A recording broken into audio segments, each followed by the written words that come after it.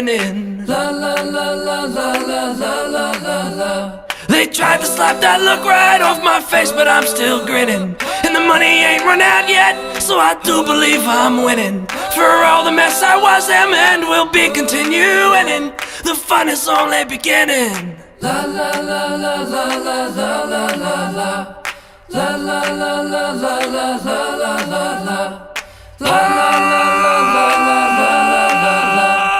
La la la la la la la la. Hello and welcome to Don't Bury the Lead. We recap WWE Smackdown every Friday night after the bell. My name's John Zindel. I'm joined by Dom Scarcella. Dom, go ahead and tell the people a little bit about yourself. Since the last time we live streamed here on Don't Bury the Lead, our channel has gone over 600 subscribers, over 300,000 video views. And hey, we're back on Friday nights after a premium live event last week.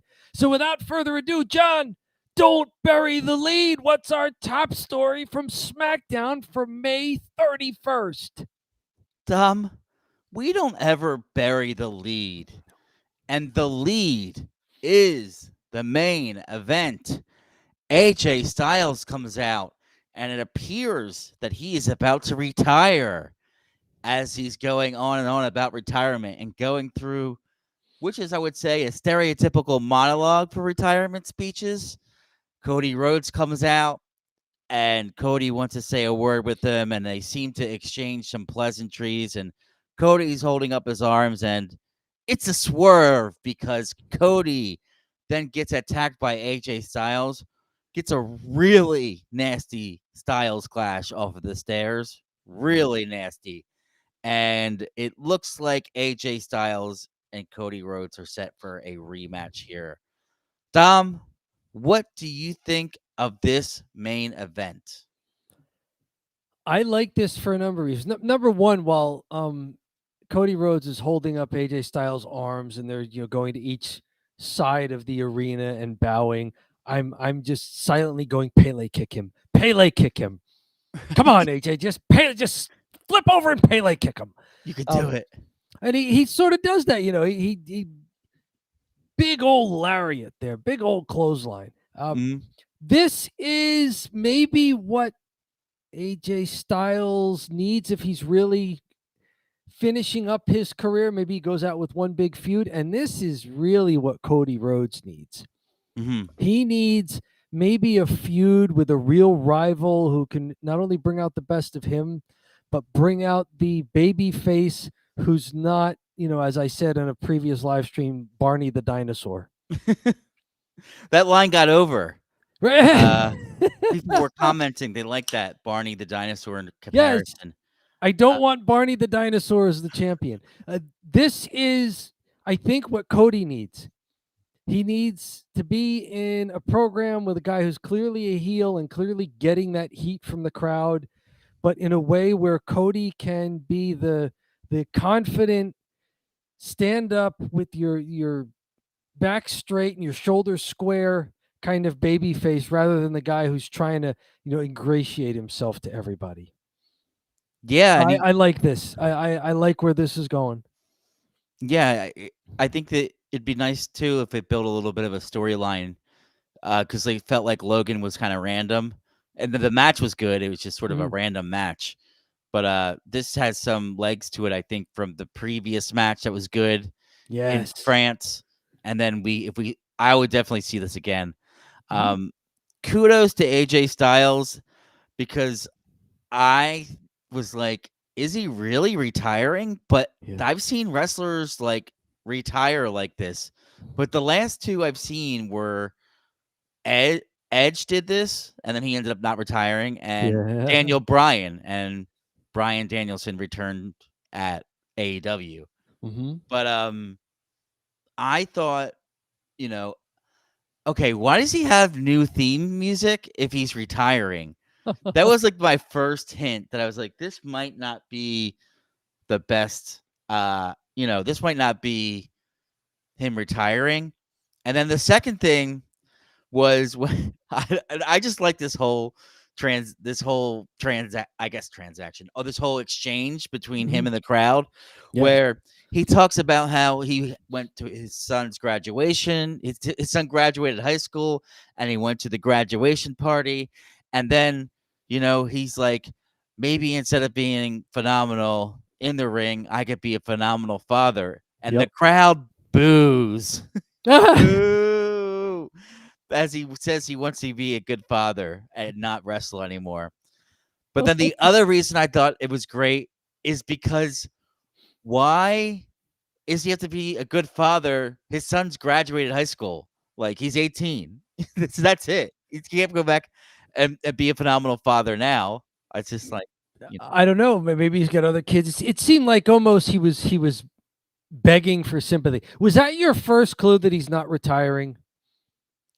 Like, he mentions his kid and wanting to be a father, be a better father. And he's like, oh, that's not what you say. It wasn't super obvious. Yeah, right. I need to be a better father. And it's like, it wasn't super obvious that he was retiring to me. So I kept going back and forth. I think he got me pretty good because there was a lot of doubt in my head. But then ultimately I was like, oh, maybe he is retiring because this is kind of a random SmackDown in Albany, New York. This is a weird time to retire and way to retire. But part of me even started to think, hey, this is pretty cool if this is the way he goes out because he's at the top of his game. He's got nobody would blame him. He got a ton of money. He's one of the top mid-card guys, top upper mid-card guy. And we've seen some guys that hang on for too long and it's not good, right? I think this is both. I think he really is retiring.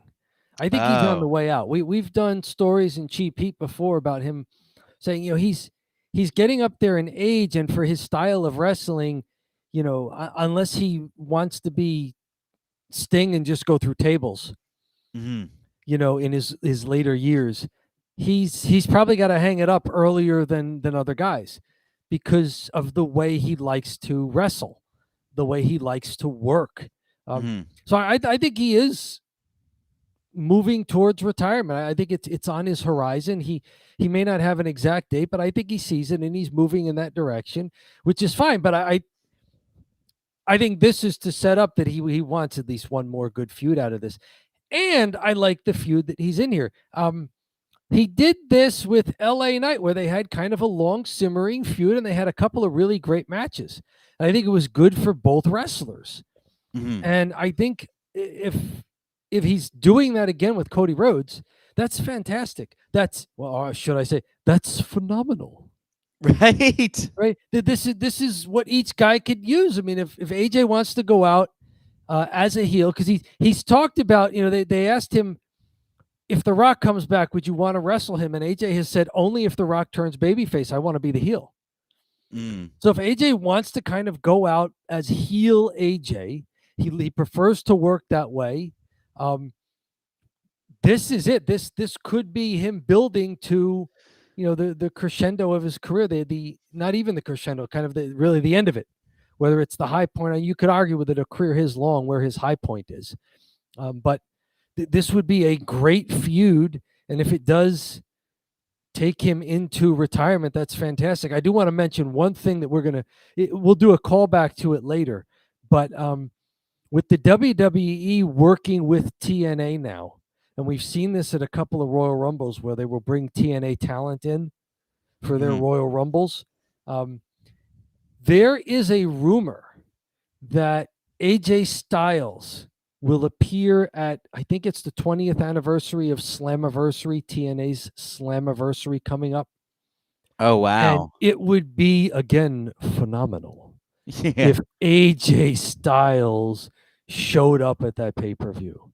So, there's a lot of things AJ's doing as his career winds down here. Maybe that's part of it. Maybe having one last great feud in WWE is part of it. And if Cody Rhodes is that last great feud or one of them, then I think the cards are lining up here. I thought this was a neat segment because, as you said, it could have gone either way. This could have been a shoot, or it could have been a work. And that's fun. That's the fun of these angles. If you're not going to get a match as your main event, then you want it to be something that holds your interest and your attention for another reason. I think this did it. I think this was a good last segment. I think it gives us something to talk about, not only here, but in coming weeks. I think it sets the stage for at least one more excellent match between Cody and AJ Styles. And if it does tease people that, AJ's on towards the end of his career, well, he kind of is. So, get used to it now. Like, brace yourselves. It's going to end at some point. Yeah. That's really interesting. I didn't realize that he could potentially go back to TNA had a big thing going on. And I know it just seems like the doors kind of opened that TNA and WWE have a relationship now. Mm-hmm. It seems like they are friendlier than they've been in the past. Sure, because the WWE is clearly the big dog. Mm-hmm. They're not really rivals and competitors. No. And it's the kind of thing that benefits both of them. Yeah, it does. They can use that as like a feeder program, even though they have NXT. There's always like a need for another feeder program, if you will. So I think that would be excitement, awesome. Doesn't it just build excitement? No, yeah, for sure. It's interesting to think that some people from TNA could come up, and then you could have people go down from WWE that, especially people that have been part of it. Sure. TNA is not a legitimate competitor whatsoever. So not at the level of W. They're on pretty good ground. They've lasted longer than WCW did. So except for WWE and maybe you could say the NWA, but that's been through so many kind of iterations of itself. TNA might be the second longest running wrestling promotion in its current form. Yeah, that's true. And it wouldn't be like AJ's got to sign with them for a year. It's just they trade with each other for a day or so. They did this a long time ago where Ric Flair was signed to TNA, appeared at the WWE Hall of Fame for something. I think it was because the Horsemen were getting inducted. Oh. And so in exchange for that, Christian Cage, who is now back on WWE, appeared at a TNA pay-per-view. So they've done this before. They've had a business to business relationship where it's not like animosity. And so this would be neat. AJ's kind of he's got his list here, his bucket list before his career kicks the bucket, and maybe one more appearance in TNA is on it. One more big feud in a title picture is on it. One more great heel run is on it, and so he's kind of getting to check off these things as he winds down. Yeah. So I like where it's going. I think there's going to be a lot more to talk about this in the weeks to come. Yeah, and so I'll leave it there for now because we'll talk about it again in the coming weeks, I'm sure. Yeah. For tonight it was fun. Yeah, I think it was a good lead to the show, and we have a lot of people on X, Twitter, whatever you want to call it. Excellent. That are in the chat here. So, feel free, let us know what you think of AJ Styles not retiring. Yet. Mostly want to see if you are legitimate or bots. I'm very curious about that. If you're not a bot, say something. Just type anything. If you're a bot, say something too. We don't care at this point. Yeah, no. We get the watch hours and we'll respond. This is true. So that's the lead. Let's move on to the follow here. Dom, what's the first match you want to talk about? I think match of the night was the first one of the 9 o'clock hour, Street Profits versus Tama Tonga and Tonga Loa. Yeah. They're still trying to build this Bloodline version 2.0 without Roman Reigns, as it's formidable, it's nasty, it has more of an edge to it. Whereas before, everything was set around, protecting Roman Reigns, protecting Roman Reigns, protecting Roman Reigns. And now it seems like these guys are all about just kind of brashly making a name for themselves by running roughshod over the rest of the roster, because Roman Reigns is on hiatus for a while. They don't have to protect Roman. If anything, they kind of have to show that they can stand on their own 2 feet. I like this match. I'm guessing that it went 13 minutes because while the pinfall happens at 9:23, where Tama Tonga face plants Montez Ford for the pinfall, I think it started around 9:10 because as they came back from a commercial, the match was already going. Yeah. So this was probably longest match of the night, around 13 minutes. Hard hitting. I like this. This match, the lead into this match was Kevin Owens in the ring talking about the bloodline. Paul Heyman going out to kind of talk some sense into Kevin Owens, like, you don't want to mess with this version of the bloodline because they don't respect you. They don't respect anyone. Eventually, the bloodline comes out, and that's when the Street Profits come to Kevin Owens' aid to make it 3-on-3. Owens and Solo Sikoa fight into the crowd. And the 2 tag teams are left there before what had been a scheduled tag match, and they go right into it. Fun match, hard hitting. These are also 2 very seasoned tag teams, not just the wrestlers being veterans individually, but as teams, they are very seasoned. Montez Ford and Angelo Dawkins, obviously 2 long tag team title reigns in the WWE. Tama Tonga and Tonga Loa, apparently 7-time IWGP tag team title holders in New Japan. So these guys, each of these teams, the 2 guys in them work very well with each other. This was great tag team wrestling. This was almost pay-per-view quality on a SmackDown, and not even the last match of SmackDown, just kind of around the 9 o'clock hour. Pretty prominent spot, but fun match. Anything you wanted to say about the match overall and the angle going into it and what may come out of it before we maybe mention some spots that we liked? Yeah, I like the match too, and I agree. It's probably the match of the night. And from my perspective, the match was really good, and I didn't know how Tama Tonga and his partner, whom I forget his Tonga name, Loa. Tonga Loa. So Tama Tonga and Tonga Loa. We'll get that eventually. He'll probably have I don't know. By the time I get it, he might not be relevant. But I really like the double clothesline.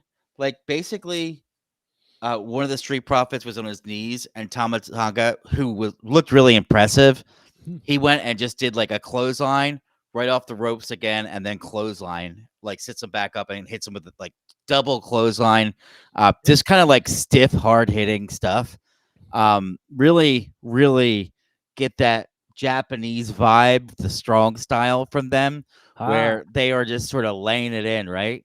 Yep. So I like when people lay it in. I know that is that could be a sore subject. Everyone's like, oh, be safe, be safe. I don't really care as much if they're safe or not. If it looks good, then I like it.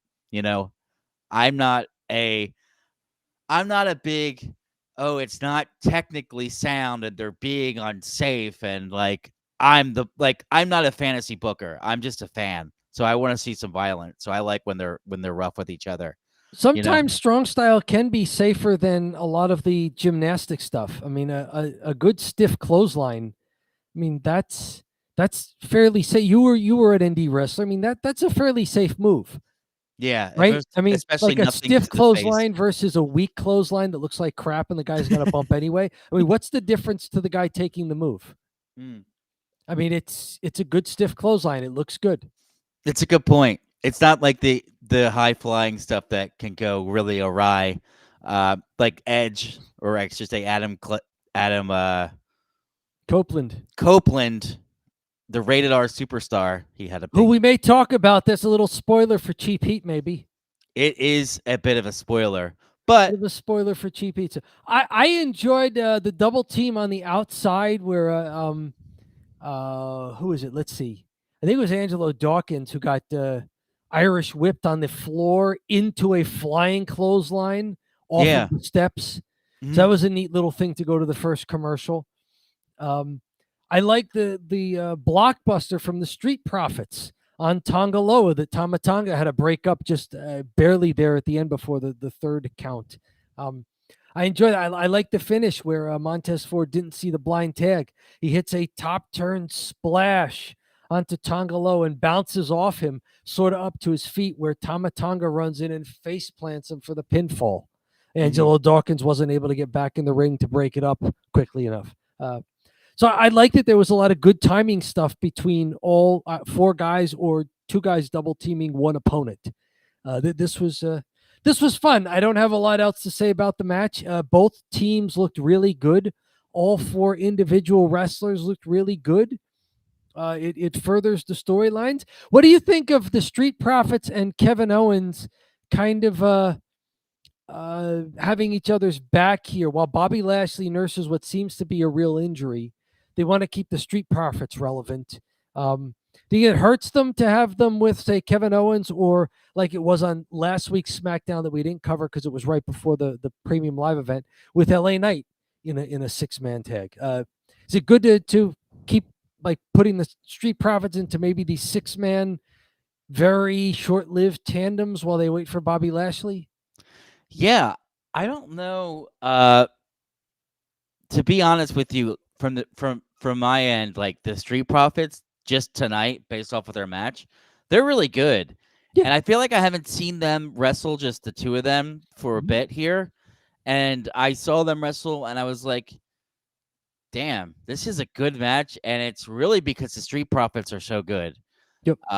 So I think a really solid tag team. I know it was looking a little bit like Angelo Dawkins was going to get faded out, and Montez Ford would get the singles push at certain points, but I'm cool with them as a tag team. Angelo Dawkins has a certain charisma in there, and Montez Ford is just a fantastic athlete. Yeah, Montez Ford is the high flyer. Angelo Dawkins more of a power game, but they each have the other part of it as well. I mean, Montez does some big suplexes on people. Angelo Dawkins is that running 360 splash in the corner that he showed tonight, and then did a 360 enziguri following that up, and got a 2 count. So they're both really good athletes. I like this. Looked like it could have been two teams who were really climbing the ladder for maybe a tag team title shot. Yeah. They each look like either one of these guys would destroy Austin Theory and Grayson Waller, wouldn't they? Yeah. that is probably the best point. Is this looked a little bit sharper than Grayson Waller, right? Who I like the style of his work and everything like that, but these four look like seasoned vets, and they look like every bit of a New Japan 7-time IWGP tag team champion type team. And actually, it's exciting to see that they are acknowledging tag team wrestling, because I feel like that kind of fell off a bit there, especially when the Usos were holding the belts forever. You know, it was just like, it was just, wow, it was the Usos versus someone. It was never like this big build to who's going to knock off the Usos. Yeah. They didn't have a lot of feuds for a while. Once they got through the New Day, there weren't a lot of great long-running feuds. Yeah. So and then, I think either one of these guys could be in the upper echelon of the tag division. I look forward to it. But we'll hear more from each of these teams. They're a lot of fun. So Dom, where you say next? I called out that one as maybe match of the night. Where do you want to go next? Let's go to not as far as the match outcome, the surprise of the night. Okay, surprise of the night. We had Bayley and Naomi versus Piper Niven and Chelsea Green. Yeah. And Piper Niven and Chelsea Green knock off Bayley and Naomi in a match that I was pretty shocked with the outcome. Okay. I thought this was a pretty good match, and I always wrote in my notes, I like Chelsea Green and Piper Niven, even though, like, I like the contrast with Chelsea Green is like a throwback to a diva, like a WWE diva before they were like athletes. Yep. You know, like she's like she's type, like, looks just the mannerisms, like, the actions, the attitude, the build. Like a lot of the girls are a lot more athletic. She's built more like just like a model. and then Piper Niven being the big sturdy hoss in there. Yep. And I like their back. Like I like the way they look together and them as like two complete opposites as a tag team. And I was happy to see them get the W. One thing I did want to point out with Bayley and Naomi being total pros like they are, the crowd, I don't know if they were a little out of it or whatever, but Bayley started doing clapping in the middle of the ring, and then the crowd started going clapping along with her. Like Okay. the clapping chant where you start slow and you kind of go faster. Yep. And it builds as the crowd gets into it. Yeah. So she got them doing the clap, and I wrote, "People love clapping." Yes, almost as much as they love counting. Yes. What did you think of this match? Any spots you want to call out?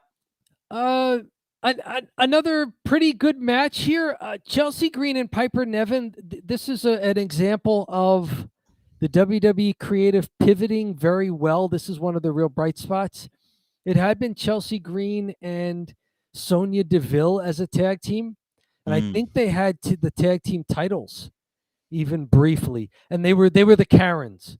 They were the two who were always backstage complaining to the general manager. They both had that attitude, and Sonya Deville got, real life hurt.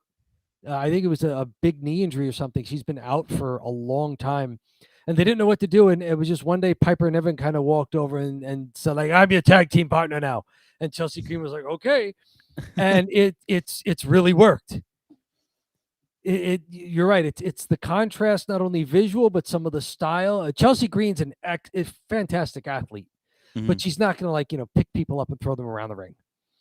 She's thin, yeah. And on the other hand, Piper Niven looks like she's just going to be that big powerhouse, but she does those kind of running cross bodies to opponent who's on their knees already.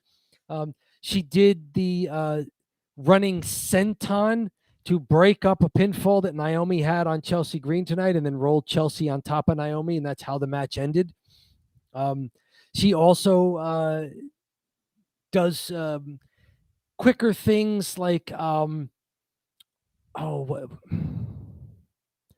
it's coming to me. I had it just briefly in my notes and then kind of scratched it out. But like Piper Niven, she can move in there. Yeah, she's a big body that can move. Bam Bam Bigelow. Yeah, agile big person. Yeah, like she's a big woman, but she can move around in there. Yep. So, I mean, that's always helpful, right? When it's almost like surprising, like it catches you off guard a little bit because your expectation is not what they can do in there. But I like Piper Niven getting another shot. I don't know if do you know anything about what she was doing before? I think she was just one of the many women wrestlers who, they're just kind of there, lower mid card. They take up time on Raw. Yeah, she was in NXT UK, and she was Piper Niven there. Okay. And then they brought her to WWE, and guess who? Vince got his eyes and ideas on her, and he started to call her Dewdrop and dressed her in all brown. And that was the gimmick, was her name was Dewdrop, and she was just in all brown. And it was just like, what is this? And they're like, why did they change her name? Why did they change her name Piper Niven and make her this really strange character? But that's like one of the little Vince things that's like gotten. Then they just switched her back to Piper Niven. Dressing in brown, and she's Dewdrop. Yes. There's a Freudian slip for something we found out about thanks to the lawsuits. Yeah, I know. It was all. There's Vince projecting. It was all during that era of all this stuff happening too, so he just couldn't get enough of it. Drop on someone's head. Yeah. So.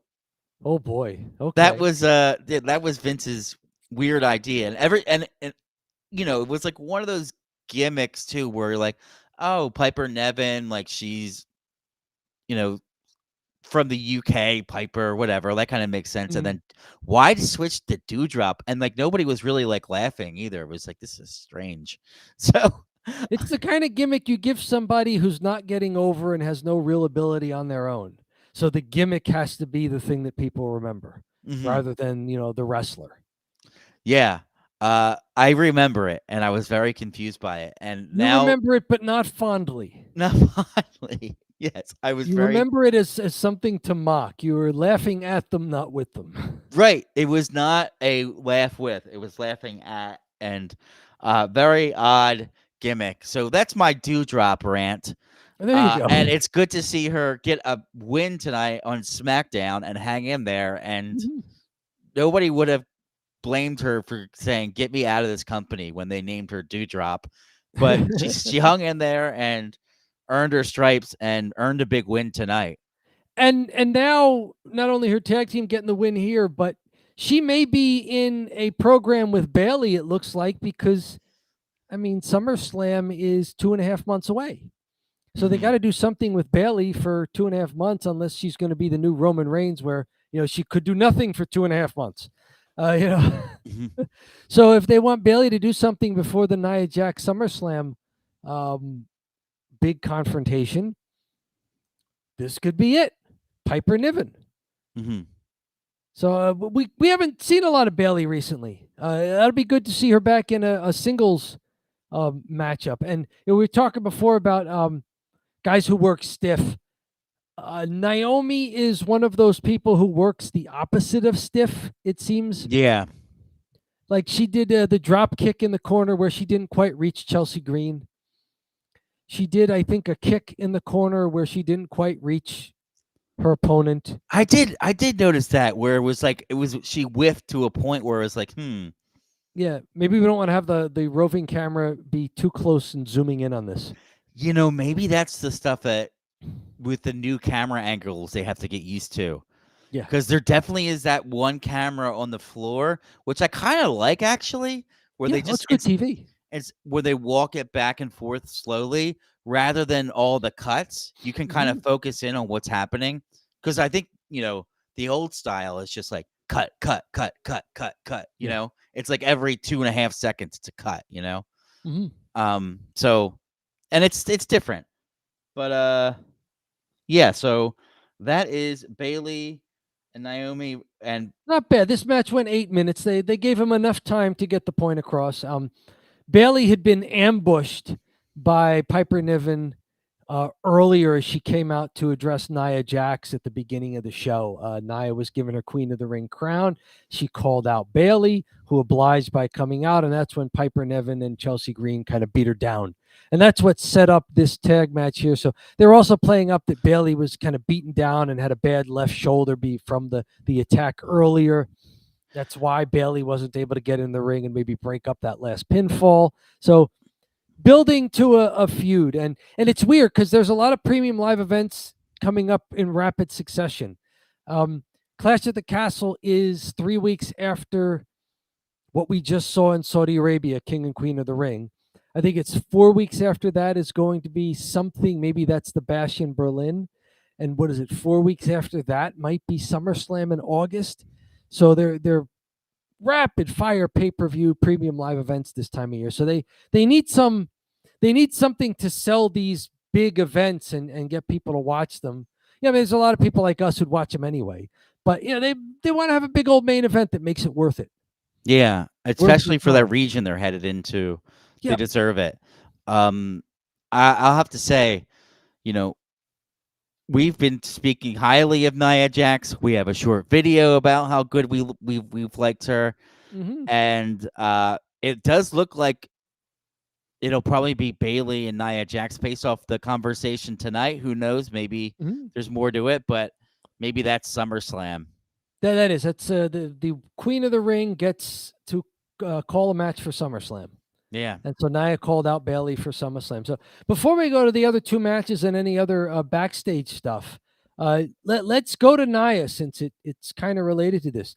Do you like the Nia character transformation since becoming Queen of the Ring? She's doing some of the diva mannerisms now that she's queen. Like, this is my ring. Like, address me as, Staying heel, too. Yes. And, like, being a heel I don't know. It's like sometimes the heels get really cool in WWE and then they have to turn them face, but you're like, no, Nia's just the heel. Yep. Like that's it. Nia Jax is the heel. There's no questions. The whole look makes sense why she's a heel, and the whole style of wrestling makes sense the way that she's a heel. But do you like the queen mannerisms that Nia Jax is displaying? I do. I like that she's kind of, like she's standing and walking almost like she's royalty now, with that exaggerated a little bit of the posture. You could hear it in her voice. She's getting that diva to her voice. Later on in the show, Michin's doing an interview backstage. She's being asked about AJ Styles, and Nia Jax walks over and interrupts her. And she's, acting, why are we talking about AJ Styles? And, so Michin tries to go back at her, and they have their little stare down. It's like, oh, you don't want to step up to me, as Nia says something to that effect. So I like her. I like that she's leaning into not only the heel persona, which she had been doing already, but the Queen of the Ring. This has shades of Booker T winning King of the Ring and like flipping a switch and being totally different with his mannerisms and almost getting an accent. Yeah. King Booker. He's the one that did it the best, right? Right, yeah, and this gives me shades of that. I don't know a ton about Booker T doing that, but I do remember that when he became King of the Ring, it was like he was weirdly British, instead of from the streets of the Houston, Texas area. Yeah. And so Nia Jax is giving me those kind of vibes that she's taking the Queen of the Ring thing as like, oh, I'm going to be extra now. I like it. Yeah. So that is the Nia Jax thing, and then I think we have one. Is it one more match? Two matches. Two matches for the 8 o'clock hour. I'm missing Andrade versus Apollo Crews. This one goes 7 minutes. It involves a little interference from Angel Angel, whatever they're calling him, from Legado del Fantasma. They're trying to recruit Andrade, and Andrade gave them kind of the no earlier in the night. So Angel walks out towards the ring, and he's trying not to interfere until it's, of course, to help Andrade. He jumps up on the ring apron to distract Apollo Crews, who had gotten the advantage late. That allows Andrade to recover, and Andrade hits with a big spinning, I think it was back elbow, and then this finisher of his, which I don't know what they call it yet. It looks very fluid. Gets the pinfall. Match lasts about 7 minutes. Apollo Crews looked pretty good. He looked like a powerhouse in this match, and that he's fairly formidable. And Andrade looked good. He won as well. But it wasn't a great match. I think this is more to just build that there's tension within Legado del Fantasma, because they want Andrade to join, and Andrade's not joining. And Angel had apparently said, oh, yeah, I can get him to join. And then he didn't. And so Legado del Fantasma, does the guy want to join the faction? Does he want to be a lone wolf?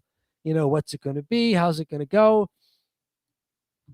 Not a bad mid-card match on a live TV show. Wasn't great, but for the fourth match of 4 out of the night, not bad.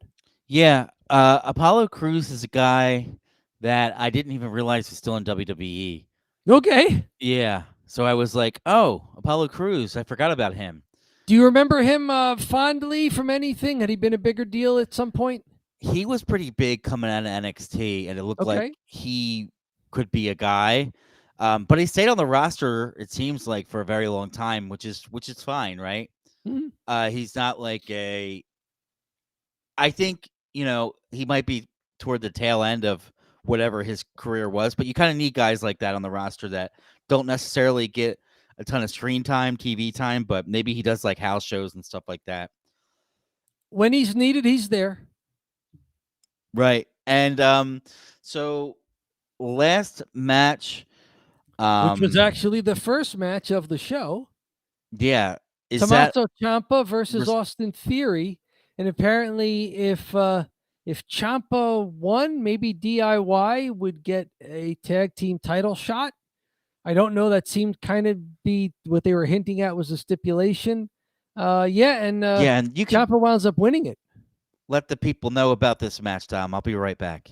Okay, this was again another match with an angle built into it that was not the angle we were expecting. Tommaso Ciampa with Johnny Gargano versus Austin Theory with Grayson Waller. This match winds up going about 10 minutes. They were selling all sorts of things like Tommaso Ciampa had a neck injury earlier in his career. So when Austin Theory really went after the head and neck area, the announcers brought that up. Theory did a hangman neck breaker onto the floor to go to the first commercial. Ciampa looked good, though, at other points. He did an inverted DDT for a 2 count, but he was also selling his neck and slow to cover, and that's why he didn't get the pinfall there. Theory did a flipping move that wound up face planting Ciampa for a 2.5 count. Looked very athletic. I don't know what they're calling it. Looked real smooth. The finish of the match is set up when Grayson Waller's on the outside yelling at the announce table for more respect for him, since maybe they were running him down and he kind of overheard it. He's saying that, among other things, he made Austin Theory relevant with the Grayson Waller rub.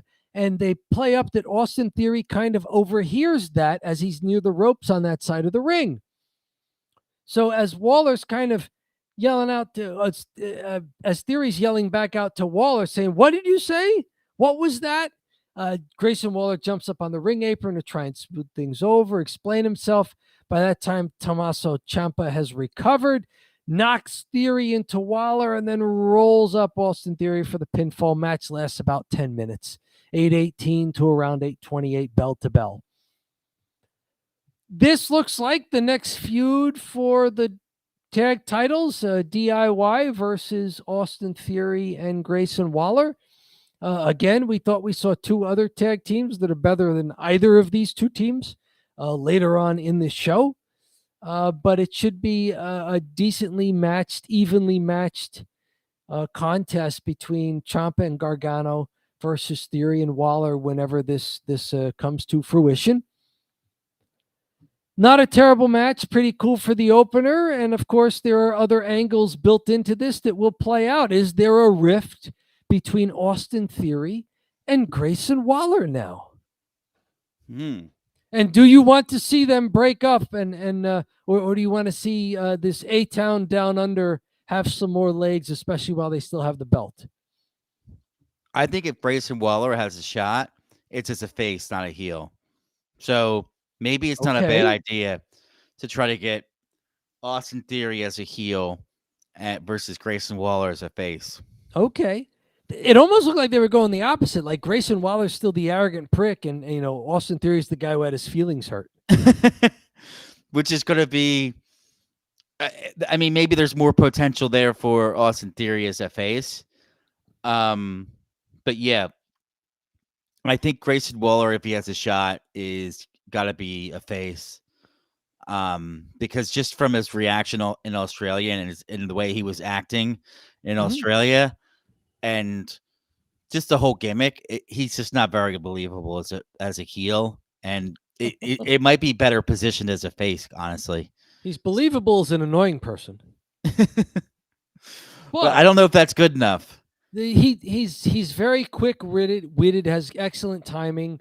When he and LA Knight were sort of a tandem on the road show during promos in Australia for Elimination Chamber in February, there were some commentators I read about online and in publications, and myself, I kind of agreed with this, saying that Austin Theory's timing and his charisma with people in these interviews, if he has a babyface turn in him, he'd be a really good babyface. He's quick-witted. He has the personality. You mean Grayson Waller? Grayson Waller, yes. Yeah. I think that might be the right position for him too. I want to talk about anything about the backstage stuff. I can't believe I didn't mention this, but I do have one I do want to talk about with the backstage stuff. Go for it. LA Knight and Carmelo Hayes. Yep. A notable botch where Carmelo Hayes mentions that, like, hey, if you want to, he calls Logan Paul LA Knight, but LA Knight's in front of him. Yes. And LA Knight snaps right back to him with a line, and it's something regarding, like, I want to look at LA Knight. I look at the mirror, something Yeah. like that. I'd be fighting myself here, so let's get the names right. Let's get the names. And Carmelo Hayes, to his credit, didn't slink away or anything there. No, he hung in there. Yep. For having a little marble mouth there for a moment where actually just a switcheroo, and it kind of made the segment better than where it was headed. Yeah, it was a little funny because there was some improv, which I always love more than the scripted lines, and he kept going through his stuff and got there right toward the end where he needed. He got to his go. catchphrase out at the end. Yep. If Logan Paul wants to talk the talk, he'll fight you. But if he wants to walk the walk, he'll come get him. He's referring to himself as him. That's what the kids say now. So that's what the young. I don't even know if it's Gen Z or Gen Alpha. Maybe it's Gen Z, young Gen Z, older Gen Alpha, but they call anyway that's good him. He's him. Okay, it's not the millennials. It's Gen Z are the most recent ones that have turned adult. Gen Z, I think, are at the oldest 25, 24, 23. Yeah, so they're somewhere around there. They're dominating. They're still in their 20s. They're dominating the lingo. Okay. Because even Cody and AJ Styles, they said little bro. And that's like that's a Gen Z thing, calling someone little bro.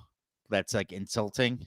Okay, I thought that was like a millennial thing, people born in the 80s and early 90s. I'm a millennial, so we don't say that. We don't do that little bro shit. No. Okay.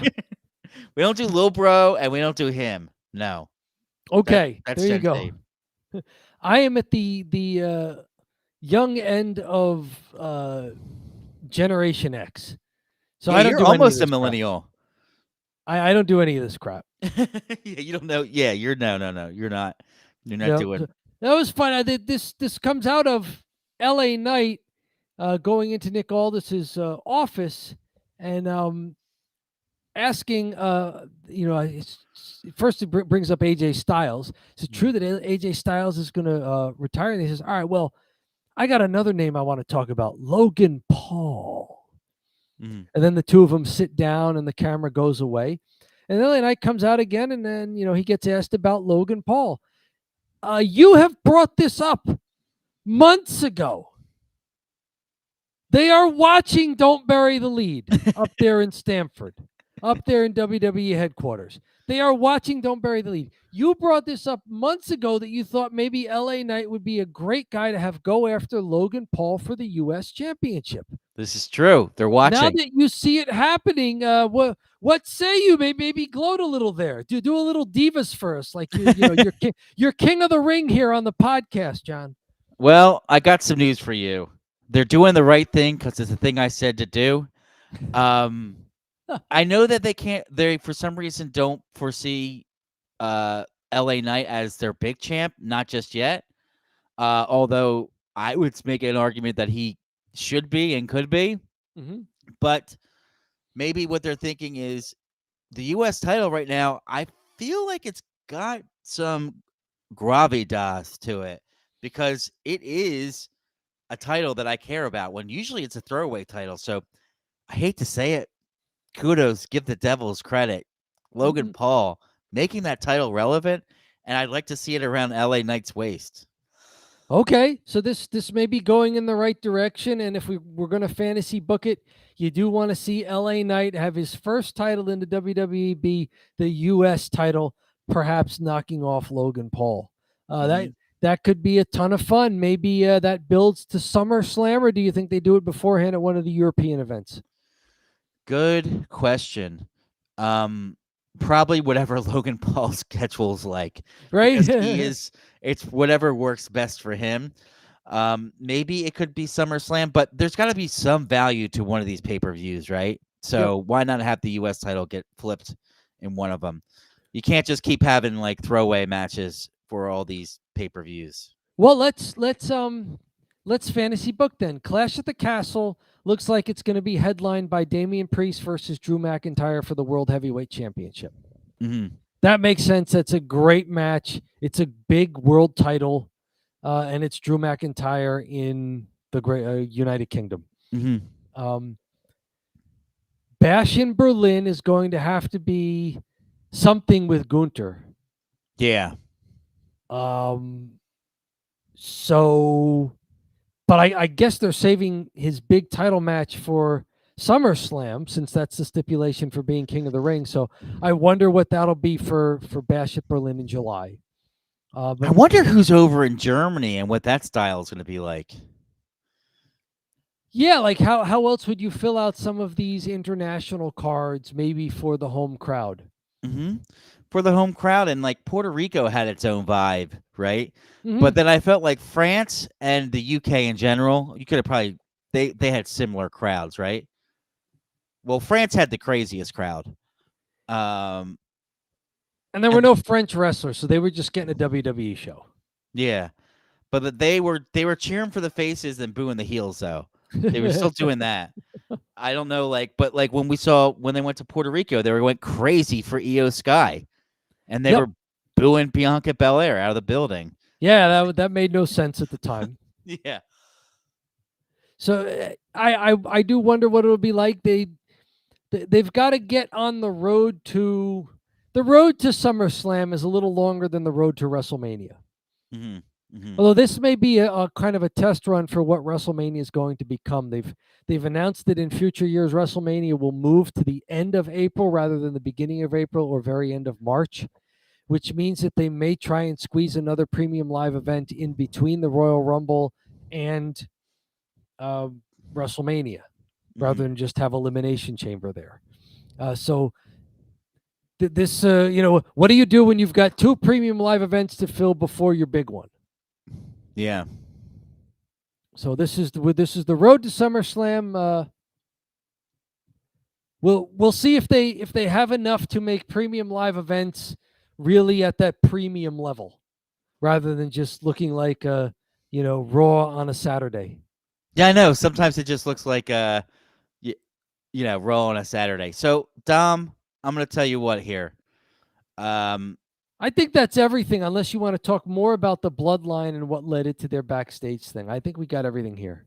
I think we got everything here, and I think it's drive time. It is drive time. We just brought up the road to SummerSlam. While you're taking your summer drive with the top down and the sun out there setting over the horizon, maybe we do our drive time. It's the thumb drive. It's when you and I are going to distill this entire SmackDown into a simple thumbs up or a thumbs down. There are no ties. There are also no star ratings, no letter grades, no number grades. You are taking this course. Pass, fail. Dom, we're not Dave Meltzer. This isn't 7 stars in the Tokyo Dome. This isn't 2 stars at WrestleMania. No. We don't do star ratings. We don't do grades. We don't do any of that. It's either just a thumbs up or a thumbs down. So let me know, Dom. Are you ready? I am ready. Okay, ready. Mm-hmm. 3, 2, 1.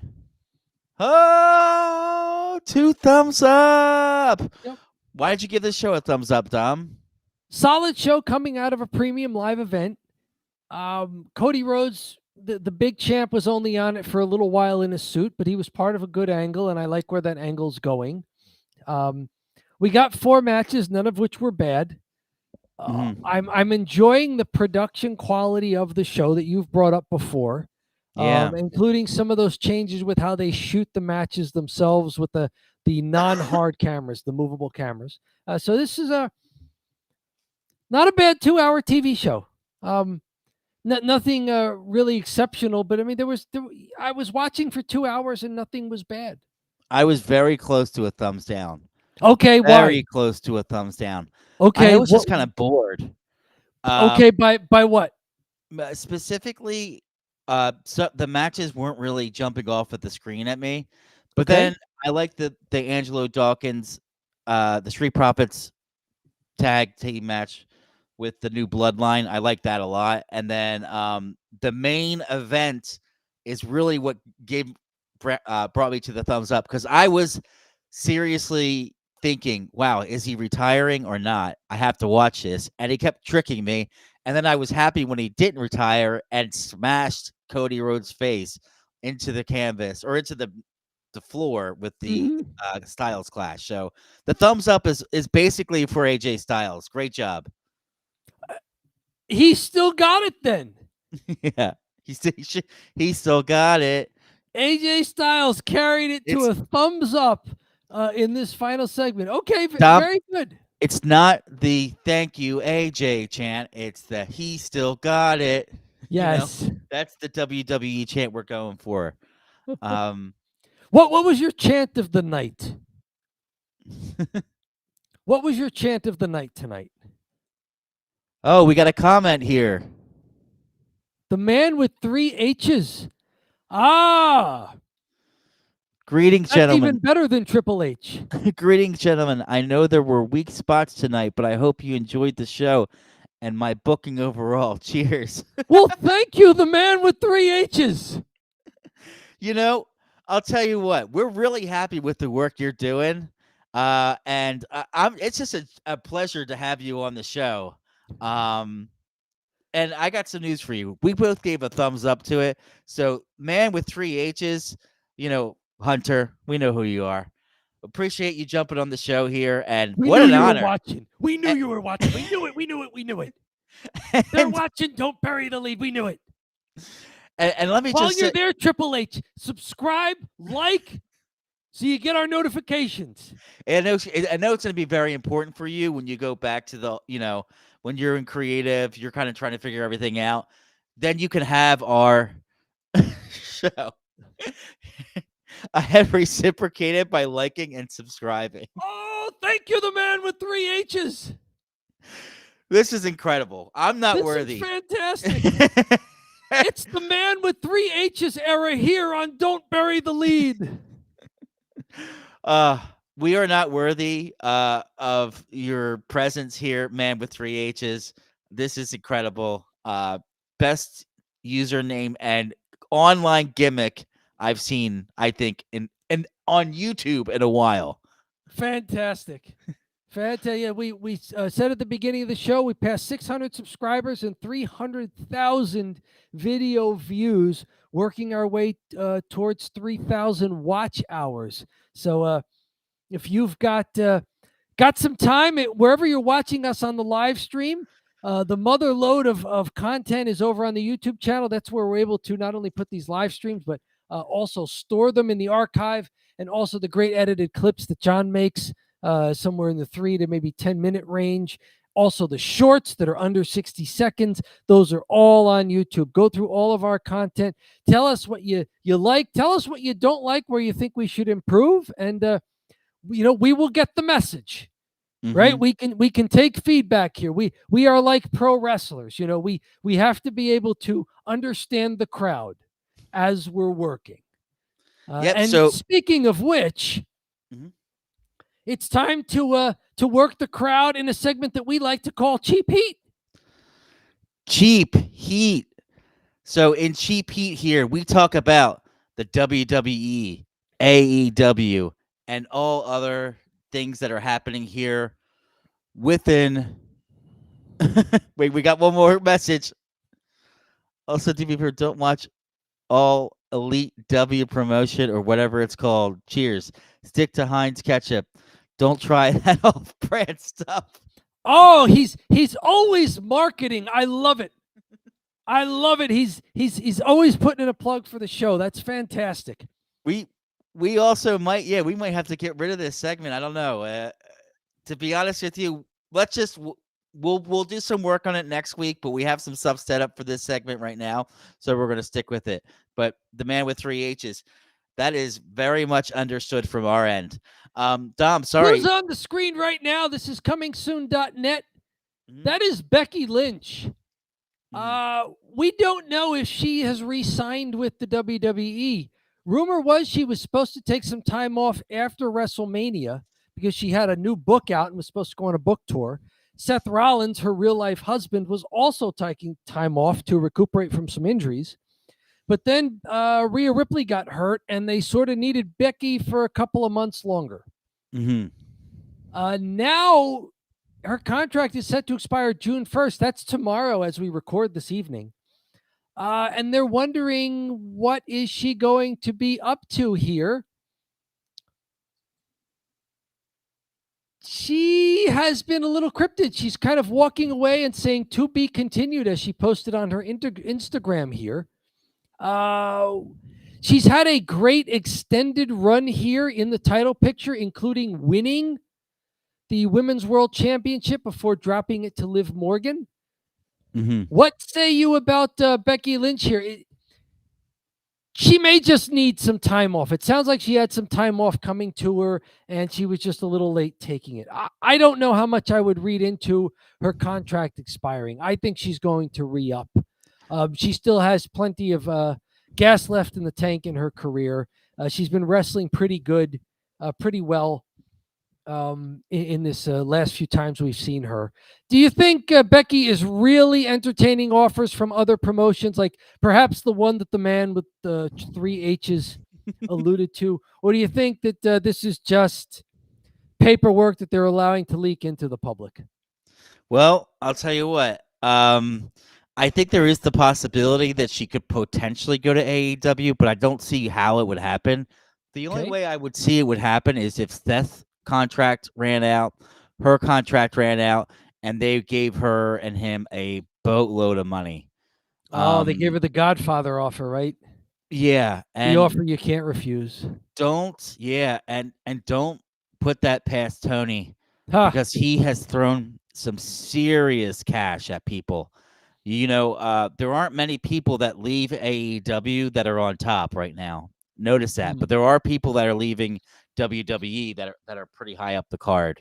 So, you're looking at Daniel Bryan made the jump. You're looking at, and this is after not just people that were trying to do something unique like Jon Moxley, like Daniel Bryan, he got paid. Adam Cole, he got paid. Adam Copeland. Okay. Yeah, Adam Copeland was a big guy that they got. He got paid. So I think that if the money's right, they might be headed to AEW. I don't know that it makes a lot of sense from my perspective that they both leave WWE. I think they're both in a good spot. I think put them away for a while, have them have a nice vacation, have them actually spend some time with their kid, and that'd be my 2 cents. Very good there. Another person, that's Chad Gable. This comes to us from WrestleZone. Chad Gable's contract is set to expire early this coming week, according to Fightful's Sean Ross Sapp. As of now, no new deal has been reached between the two sides. Wow. They're in a very hot storyline right now with Chad Gable, the rest of the Alpha Academy, Sami Zayn. They were just in a pretty good triple threat match for the Intercontinental title at King and Queen of the Ring, where Sami Zayn retained, but Chad Gable was involved in it and was very good. Wow. They're going to have to wind this down very quickly because it looks like it's a story angle that has some legs to it. If Chad Gable really hasn't re-signed with WWE, then they've got one more Raw in 3 days to wrap this up very, very quickly. Otis, Akira Tozawa, and Maxine Dupree would have to all rise against Gable and leave the Alpha Academy. Apparently, Gable, wrestling and MMA industries reportedly want to book him if he becomes a free agent. This could be a case of, would you want to see Chad Gable go to UFC? Wow, that is like a thing they could do because UFC's there. We have a comment here. Can't let Chad Gable. With 3 H's. Okay, you don't want him to go to AEW. You think they'll turn him back into a clown of some sort. What say you, the man with 3 H's, if Dana White and UFC signed Chad Gable, so he's still in your big umbrella corporation there at TKO Holdings? What say you about that? Brock Lesnar sort of did that for a while. So did Bobby Lashley. They did mixed martial arts and then also did pro wrestling. John, what would you say if Chad Gable gave a shot at getting in the octagon? He's an Olympic wrestler, which is he's far more. He was far more qualified than when CM Punk tried to. So it would be an improvement from CM Punk, who was awful.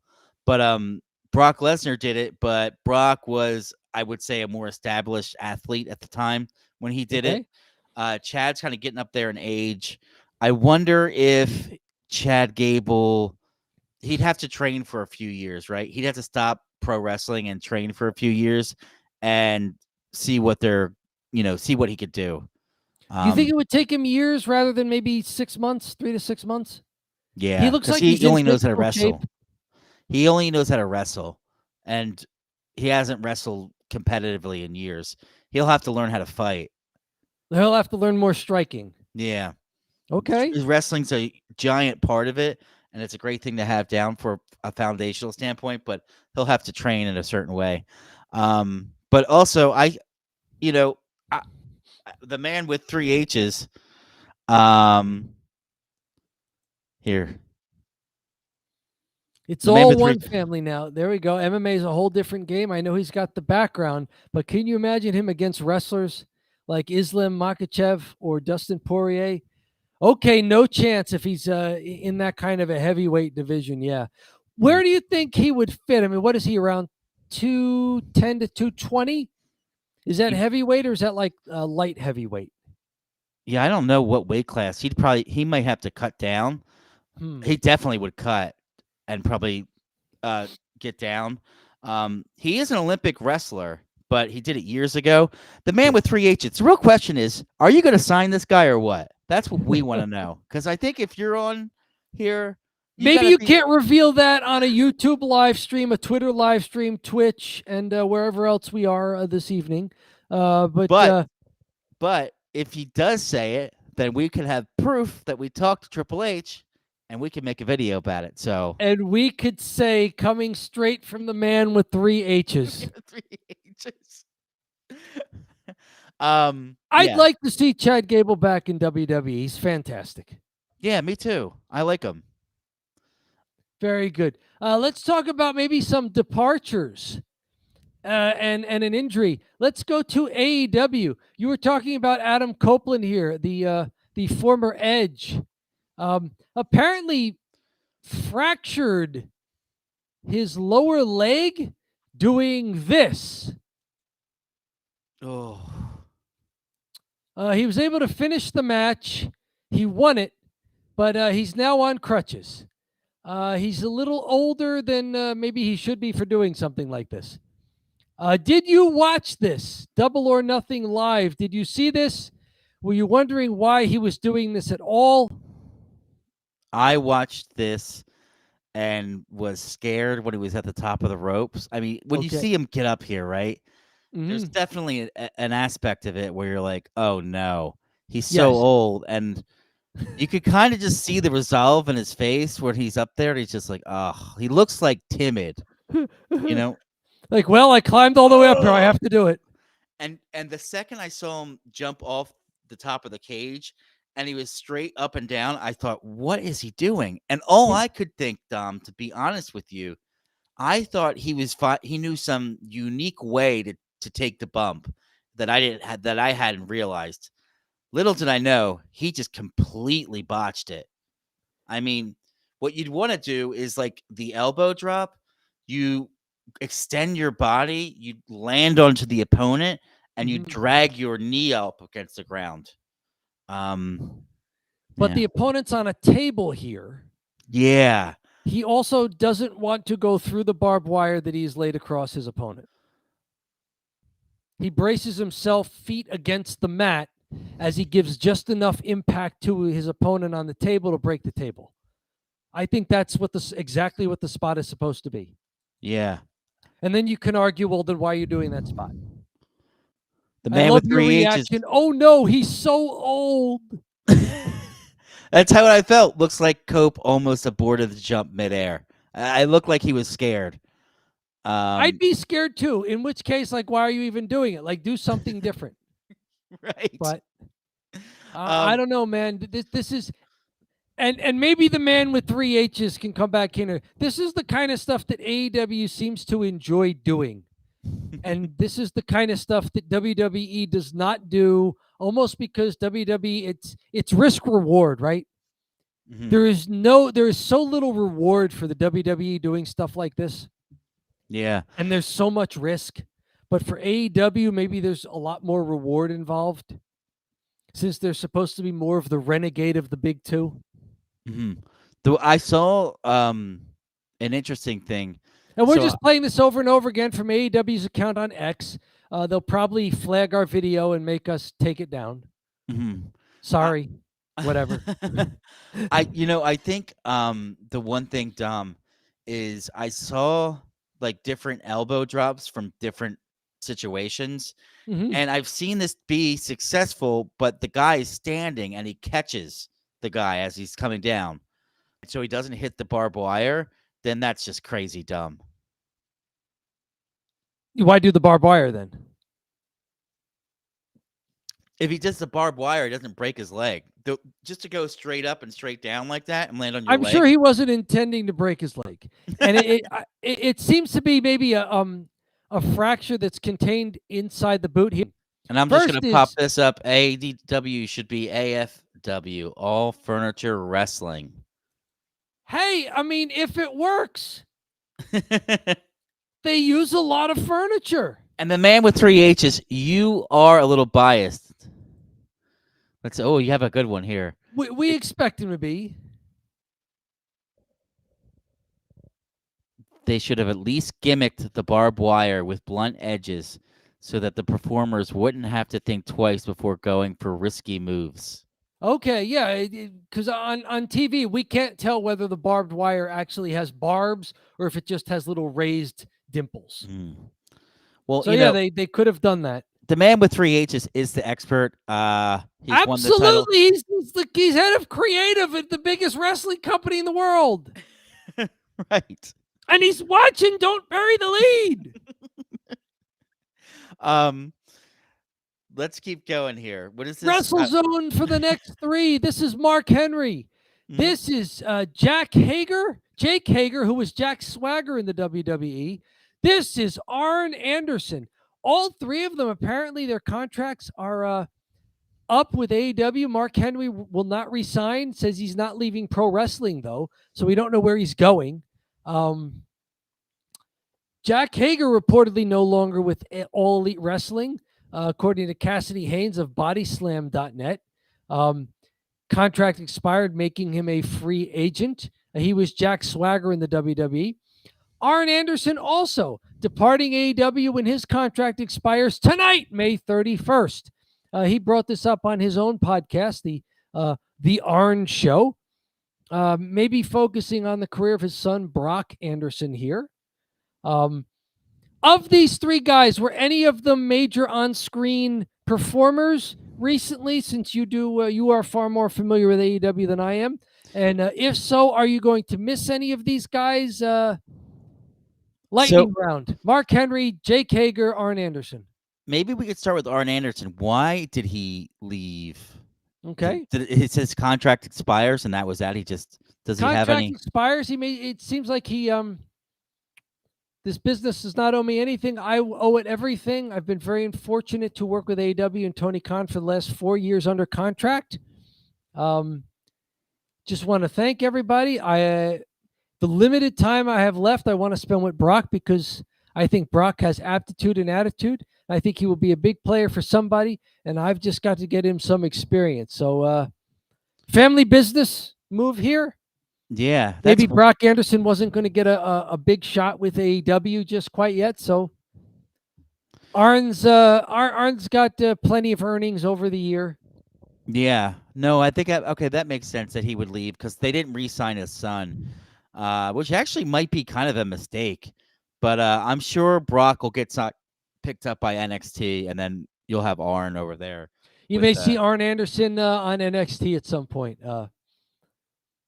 Which would be huge. All my friends, Tony Schiavone, JR, that's Jim Ross, all those guys, all the talent. Dean Malenko, Billy Gunn, Jerry Lynn, everybody was great. I just want to say thank you and see you down the road. A lot of guys that he's known from earlier in his wrestling days. Yeah. There. WCW, WWE for a while, WWF when it was WWF. What about the other 2?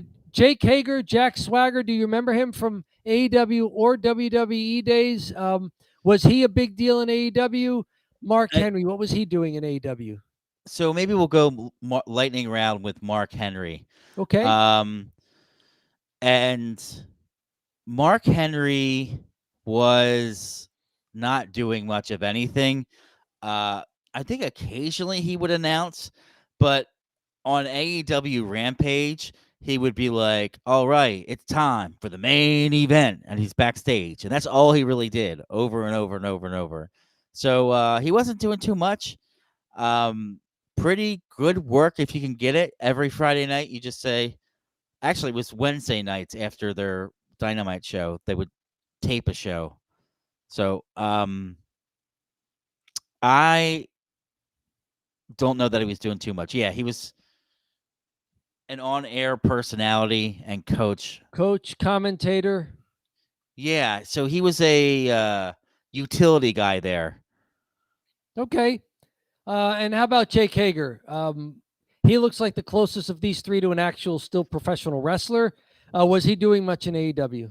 Not recently, but I liked him when he initially came in because it was like a guy they picked up that I knew. Because a lot of guys I just didn't know that were in AEW, so they had someone that you knew.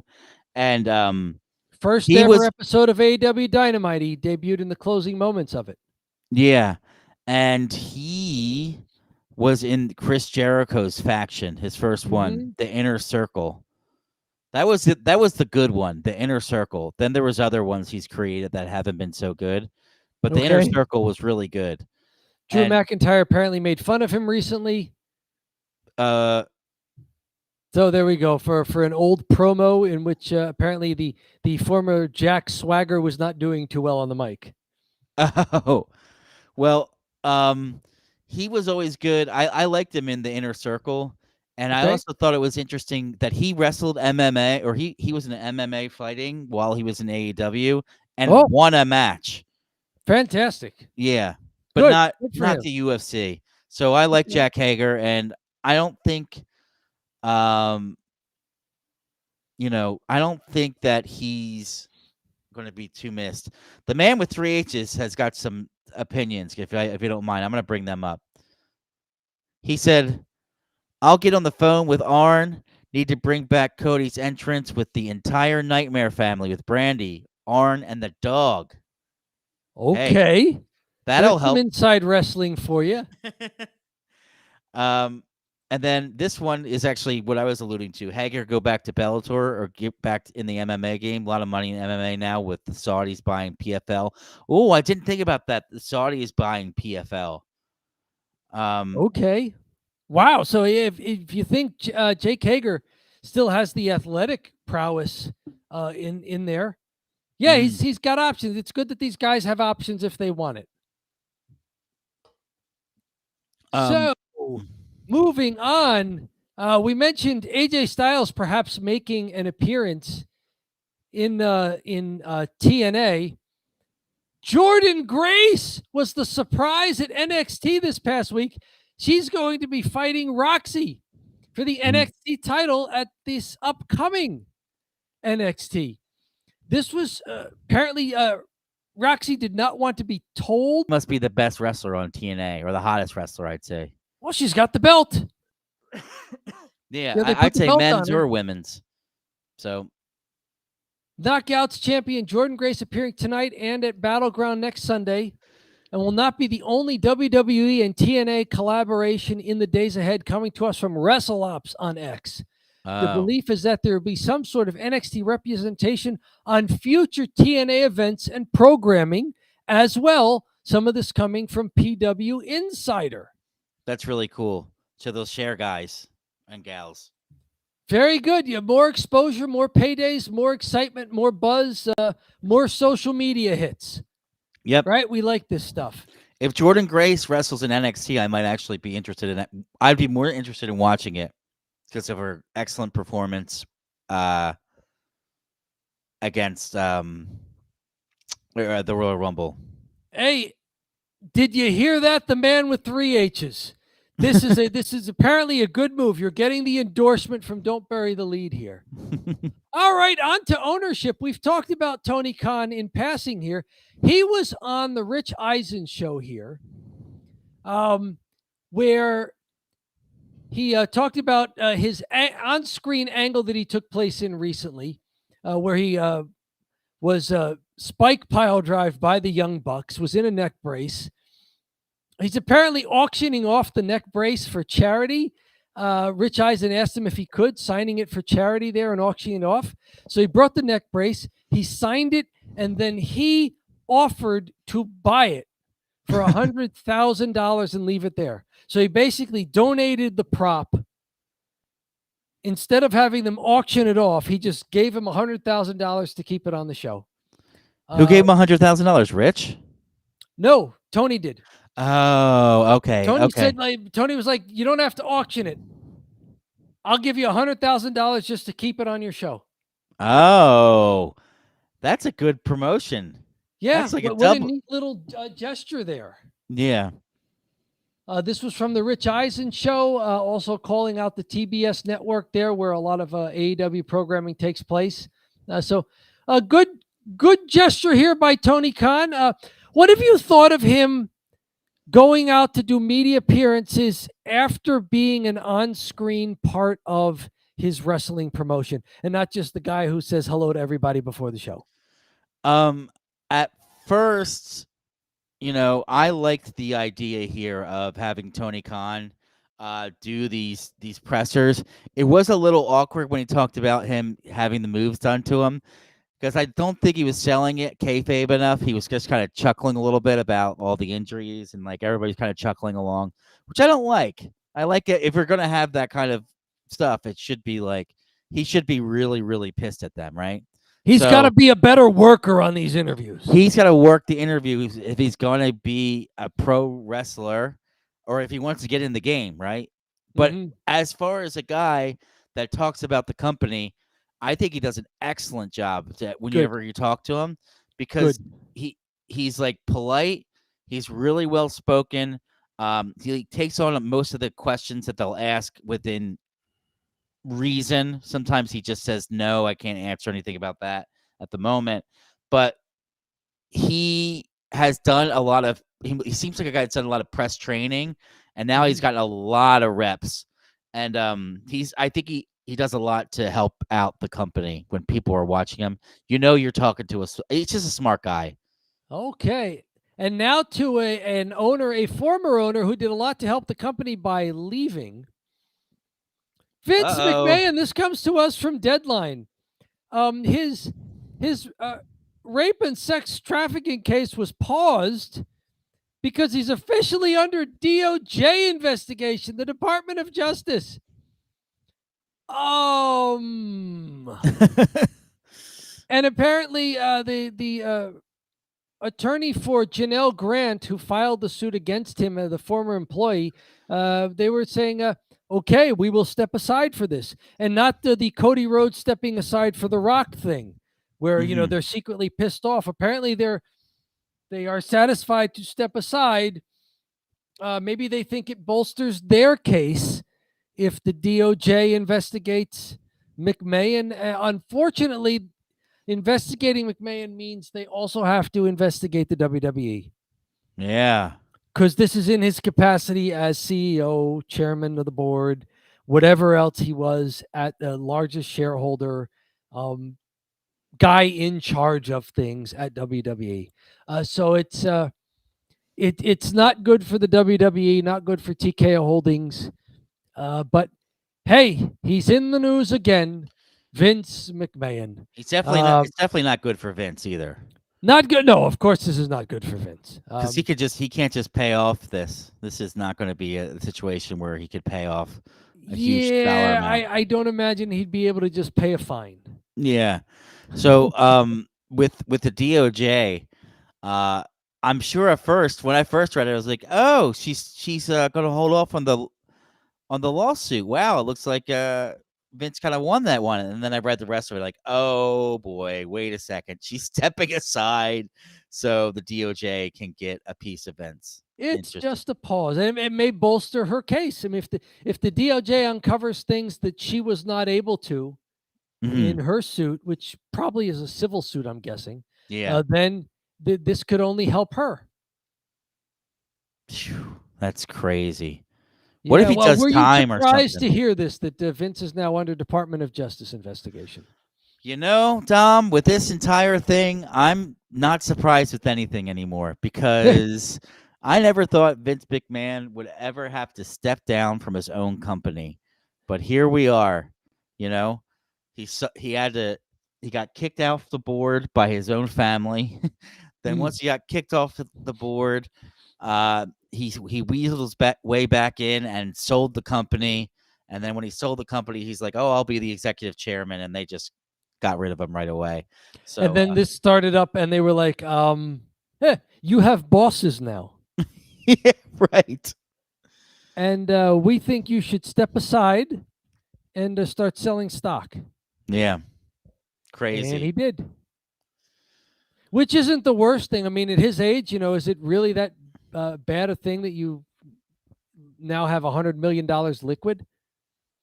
Probably even more than that, right? Yeah, rather than, after taxes and everything, still he'll have, 6 figures liquid, maybe even more, 7 figures liquid.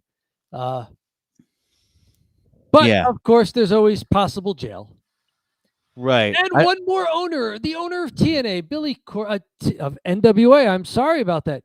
Billy Corgan, talking about the fact that he's always busy because he was told that with his personality type, he should not just not have stuff to do. He'll drive himself crazy. So he's always busy with something. I love the quote down here at the bottom. They're talking about the difference between the wrestling business and the music business.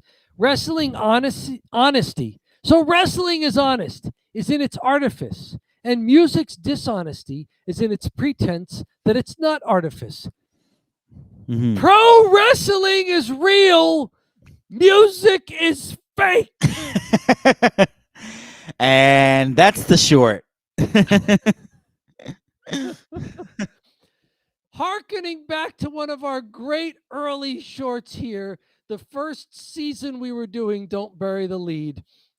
Pro wrestling is real. NASCAR is fake. I saw this and just thought, oh, this is fantastic. Billy Corgan telling us from the belly of the beasts, pro wrestling is real. The music business is fake. Thank you, Billy. Maybe Billy Corgan is watching Don't Bury the Lead, and he was saving that line for when he needed it. Yeah, we had Triple H. He's no longer with us, but we had Triple H in the chat. That was fantastic. The man with 3 H's was in the chat tonight. That was fantastic. Perhaps the man who crushes orange gourds could also join us in the chat. The owner of NWA. So this was fun. Smashing Pumpkins is still touring. They are going to be in Birmingham in the United Kingdom with Weezer. He also still owns a tea room in Chicago. He's producing TV shows for the CW, Adventures in Carneyland, as well as the NWA Power. He's busy. He's very busy. But good for him. One more. Top 5 merchandise sellers in the WWE Women's Division, according to the company's own numbers. Liv Morgan, Kabuki Warriors, Bayley, Tiffany Stratton, and Lyra Valkyria. Some of these are people who are new, like Kabuki Warriors, I don't think had merchandise before. So it's good to see them make a jump up. Lyra Valkyria is new to the main roster. Surprising that Tiffany Stratton is also up there, considering she's a heel and hasn't gotten much of a push. Bayley, the face turn, seems to have been doing well. And, of course, Liv Morgan. Liv Morgan is making money for the company. Anyone who doubted that Liv Morgan could sell tickets, put butts in the seats, get hits on social media, she's doing very well. We just saw her at King and Queen of the Ring, where she defeated Becky Lynch for the title there. I think one of the reasons why I liked King and Queen of the Ring so much is because dating back to our first year doing Don't Bury the Lead. Yeah. The first WWE draft we saw in 2023, not the most recent one from this year, but 2023, there were a few people who we lost from SmackDown, who we didn't get back this current draft. And at King and Queen of the Ring, I got to see my 3 favorite people that I miss. The 3 people I miss the most. Sami Zayn, Gunther, and Liv Morgan. Right. Great to see all of them doing well, especially Liv, showing that if you give her a push and put the belt on her, she makes money. She makes money for the company. This comes to us from WrestleOps on X. I'm surprised that Lyra Valkyria is number 5. Yes, Lyra Valkyria. I'm trying to get her name right. There's 2 Y's in there. One of them is an E sound. One of them is an I sound. And I don't know what's real anymore, but I think it's Lyra Valkyria. Well, I think it's I and then E. Lyra Valkyria. Yes, good to see her in the top 5 already. Yeah, what is his top 5 as of Sunday? Is this like from Sunday to the next day? I think it's the previous week, maybe. Maybe it's weekly sales. That would make sense because they had all the action in the pay-per-view. Because I would always think it might be Jade or something, you know? Yeah, the build-up for the pay-per-view, Lyra Valkyria was on the pay-per-view, so was Liv Morgan. The Kabuki Warriors with Jade Cargill and Bianca Belair were on the pre-show. Bailey was not on it, and Tiffany Stratton was not on it, but they're selling well. So a lot of this is new guard in a sense. Yeah. That does feel like the new guard right there. Except for Bailey, and she's had a recent face turn. This is a lot of new guard. I like this. Which is good. We want the new blood. It makes it a lot more interesting. And and we want to know that when the WWE gives people a push, that they're pushing people that the crowd wants to see. Like it's a symbiotic relationship. WWE is responding to the crowd's responding to the product, and it's interesting enough that it gains an audience. People make money. The people spending the money are satisfied with the product. Yeah, I like it. For me, I really like. It's good that they have these good young wrestlers coming up, and Bailey is, she's so very solid from our end. So I think that's it for Cheap Heat, Dom. Or I have one more thing, don't I? Hang on. You do, don't you? I threw out mine before we go for the next thing. You got one more? I gave you my 3 people I missed the most from SmackDown after that first draft. Who are your 3 that you missed the most that we saw early that we haven't seen regularly on SmackDown? Oh man, Gunther. Gunther. Gunther. And Gunther. There you go. There's my 3. Those are excellent choices. Gunther and the Gunthers. Yes, absolutely. All right. We got one more. It's still hot and it's still inexpensive here. It's still warm and inexpensive here. So I will stop sharing because you had something you wanted to bring up. I do. And Dom, I would ask the people that are watching to comment and tell me if they know what this is a reference to. Is this the MJF video? He returned recently at that pay-per-view Double or Nothing, didn't he? Yeah. So I'm going to go ahead. I'm going to play this. And so MJF references an old wrestler. Let me share my screen. Yes.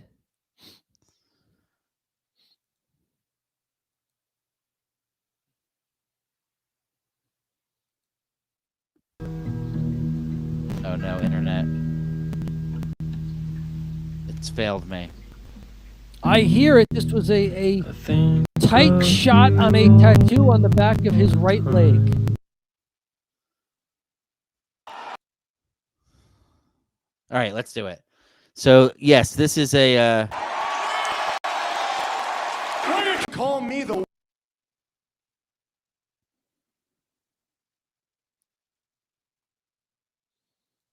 Let's see. Let's get the one that you really like here.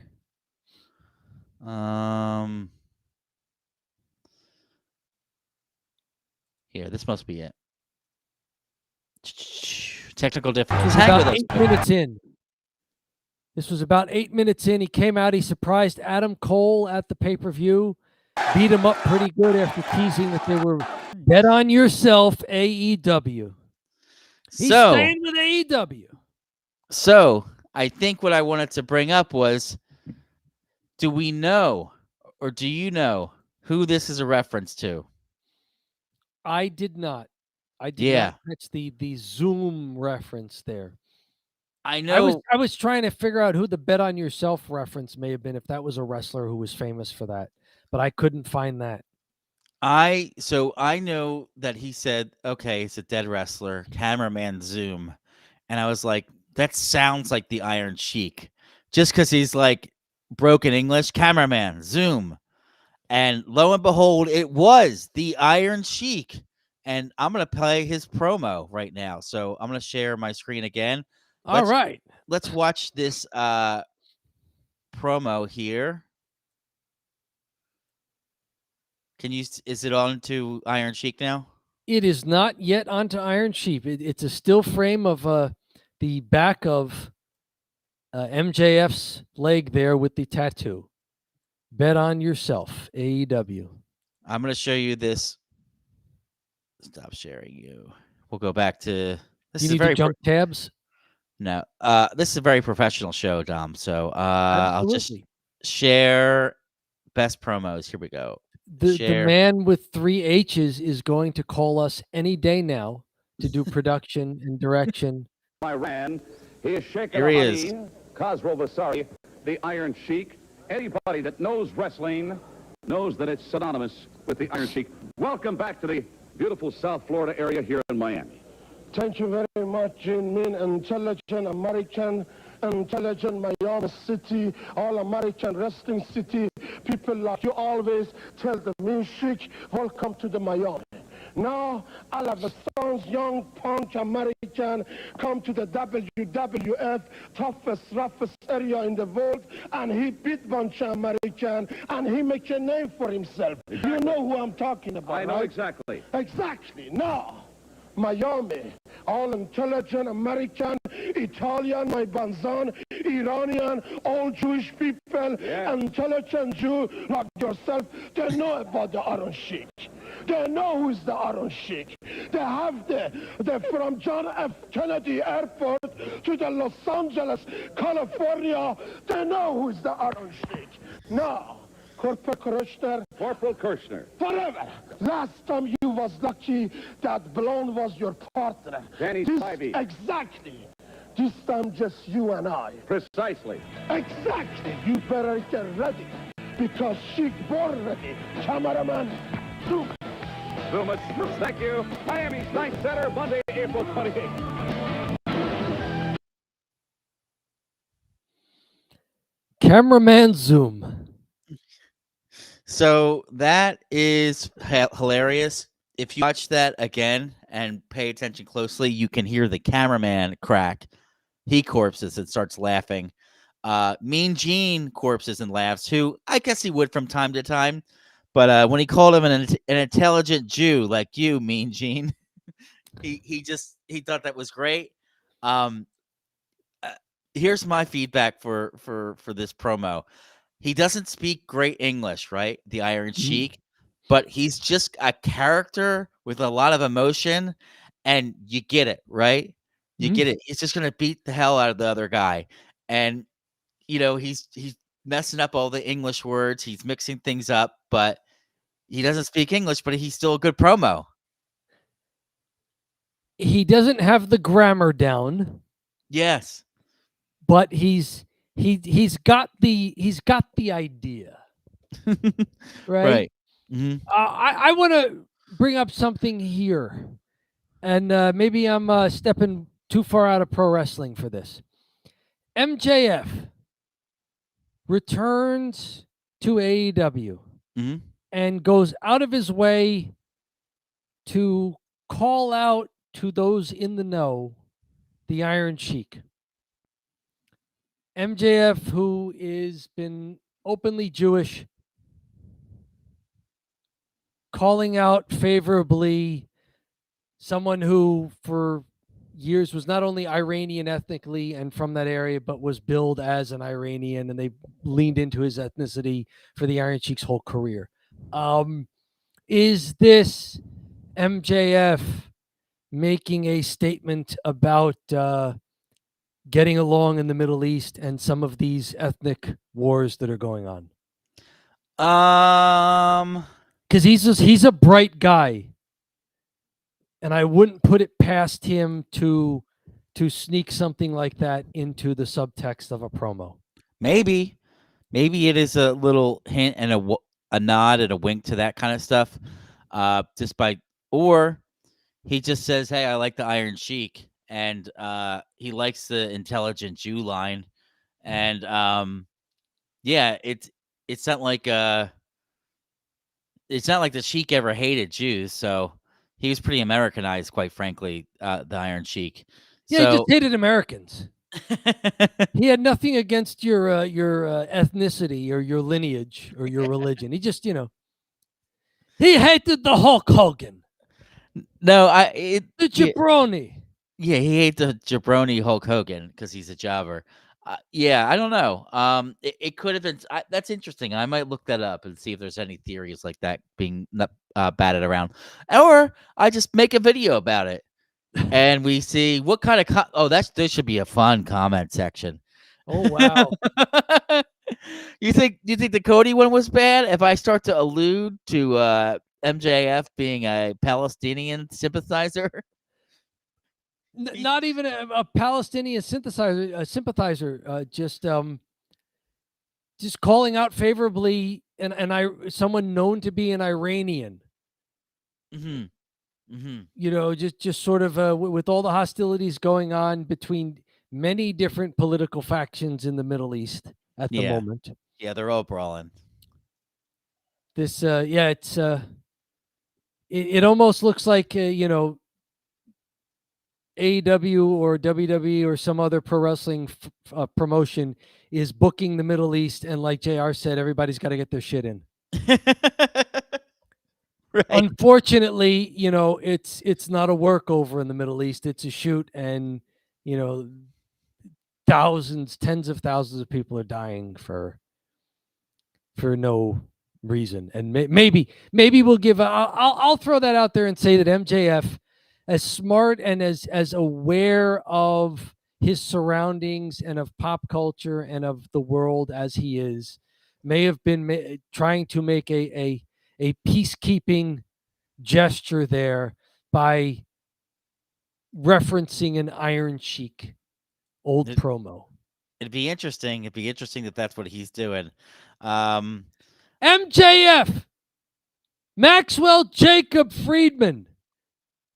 You're better than us, and we know it. Add us online. Tell us, what were you thinking, MJF? We've heard from the man with 3 H's. We want to hear from MJF on this. Yeah, is anybody in the chat, MJF? We got the man with 3 H's. We had Triple H on for a while here. Yes. If anybody's MJF and can respond for him, please do so. And then I think that's it, Dom. So that's Cheap Heat. We can move on to our next section. It's heat. It's cheap. It's cheap heat. Yeah, we did everything there. So I'm going to click into here. We're doing the Italian goodbye. Folks, the show's not over because it's an Italian goodbye. Normally, you do an Irish goodbye. All right, Dom, talk to you later. Or actually, don't say anything. Hang up. Just sign off. Hey, we're done. Okay, that's the Irish goodbye. German goodbye. Okay, a little bit more organized. It's very structured. We say this, we say that, we say good night. This is the Italian goodbye. This is the Italian goodbye. The Italian goodbye does not end when you start saying goodbye. It starts to end. There is a process here. An indefinite process. Indefinite process. This could go on all night. We might be here till 7 a.m. You never know. It's if you're leaving a party by 10, you have to start saying goodbye no later than 9:30. If you are Italian, like me, I have Italian goodbye people in real life more times than I can remember. It Dom, just happens. And we started doing it on our live streams almost immediately. We did that accidentally. Accidentally, and then we're like, you know what? We're making it an official segment. Yeah. I'm writing it on the backdrop, Italian Goodbye. Dom, can you talk about a little bit about an Italian goodbye you did in real life? And I am going to step away for a minute. Okay. Can I talk about an Italian goodbye from real life? Oh my good. When have I not done an Italian goodbye? Let's see. I have been guesting on podcasts because this is a shoot, not a work. I'll shoot here for a minute. I maintain a Substack where I write weekly at it, and it's based on a short book that I wrote. And I've appeared on a few podcasts as a guest talking about my book, and occasionally people also want to talk about the weekly Substack that I publish.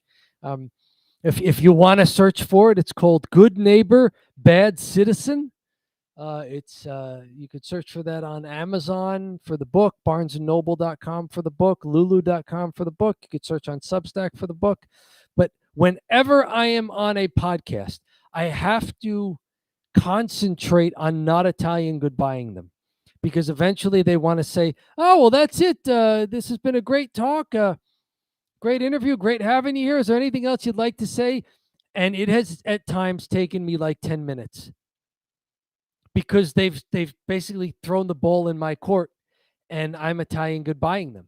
So like I do this just as a default in professional settings. Here I am being interviewed professionally for something I do, and I'm just Italian goodbying the poor podcast host. You know, it happens. I do it when I'm on phone calls. Like, oh my goodness. Do phone calls with me. Yes, because I do actually talk on the phone with people still. I don't just, text and other stuff with them. I will actually talk to people. And yes, I have Italian goodbye people on the phone, because there's always something else that ties into what we were already talking about that I just remembered, and yada, yada, yada, da, da, da, da, da, da, da, da, da. I'm Italian goodbying. Settings where you cannot Italian goodbye. The grocery store when you're in the checkout line. Now you got to go. You get your receipt. You're done. You go. You walk. So I can't Italian goodbye there. But really anywhere else. Phone calls. Times I've been guesting on interviews. Visiting people at their houses and actually leaving. Yes, I'm even if I have to I'm catching a bus or a train. And I actually have to move, or I'm going to something next. I'm goodbying. We're out the door. We're on the porch. I'm still down the stairs, on the front pathway, out to the sidewalk. I'm still as my feet know we have to move. We've got places to go. We got to go. So the feet are doing that. But the mind and the mouth are still, at the previous thing with the conversation, still not being able to just, make a clean break. Bada bing, goodbye, we're done, we're out. So I do that quite a bit. It just happens. It's natural for me. So when I first heard the term Italian goodbye, I'm like, oh, yes, of course. I do that all the time. Like, of course it's genetic. Oh, I will believe that. I will believe it's genetic. And that, being of Italian descent, that's just in you to do. Oh yeah, I believe that.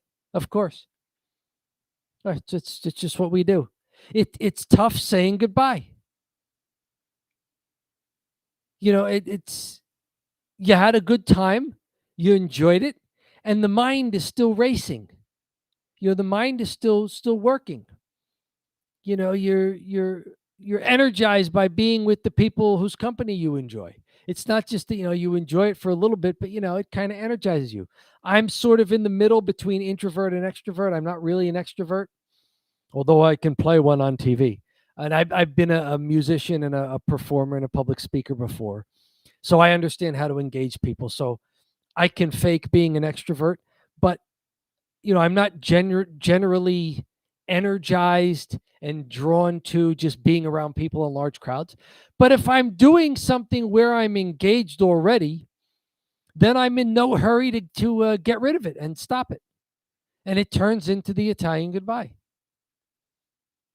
You know, yeah, time to go, and you're meandering to the door, and not only literally but also figuratively. We meander to the door. It takes forever. It's like you don't have a hard out. Basically, that's what the Italian goodbye is. It's the opposite of the hard out. It's the soft out whenever you think you're going to end it.